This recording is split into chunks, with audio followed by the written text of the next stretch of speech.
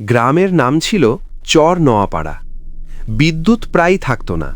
রাতে সবাই দরজা জানালা বন্ধ করে ঘুমাত। এক রাতে ফজরের ঠিক আধা ঘন্টা আগে হঠাৎ জিহাদের ঘুম ভেঙে গেল।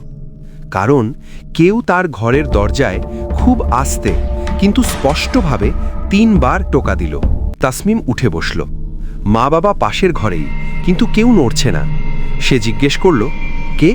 বাইর থেকে খুব পরিচিত কণ্ঠে উত্তর এলো, আমি। দরজাটা খোল। কণ্ঠটা ছিল তার মৃত মামার মতো, যিনি ৩ বছর আগে মারা গেছেন।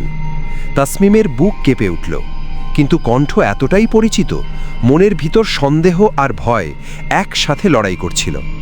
হঠাৎ মনে পড়ল তার দাদি বলতেন, ফজরের আগে যদি কেউ দরজায় ডাকে আর নাম না বলে শুধু আমি বলে, কখনো দরজা খুলবি না। তাসমিম কাঁপা গলায় বলল, আপনি কে? নাম বলেন।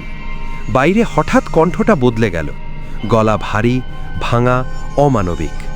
খুলে দে, তোকে কিছু করব না। এবার দরজায় জোরে ধাক্কা, বুম বুম। ঘরের বাতি হঠাৎ নিভে গেল। চারপাশ অন্ধকার। জিহাদ কাঁদতে কাঁদতে উচ্চস্বরে পড়তে শুরু করল, আয়াতুল কুরসি।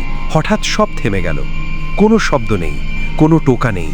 কিছুক্ষণ পর ফজরের আজান ভেসে এলো। আজানের পর তার বাবা দরজা খুলে বাইরে গেলেন। দরজার সামনে ভেজা কাদার উপর উল্টো পায়ের ছাপ।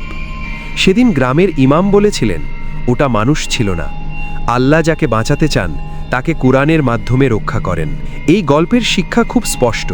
ফজরের সময় শয়তান ও জিনদের চলাচল বেশি। নাম না বলে কেউ ডাকলে সাড়া দেওয়া যাবে না। ভয় পেলে কুরআনই একমাত্র আশ্রয়। আল্লাহ আমাদের সবাইকে অদৃশ্য ফিতনা থেকে হেফাজত করুন। আমিন।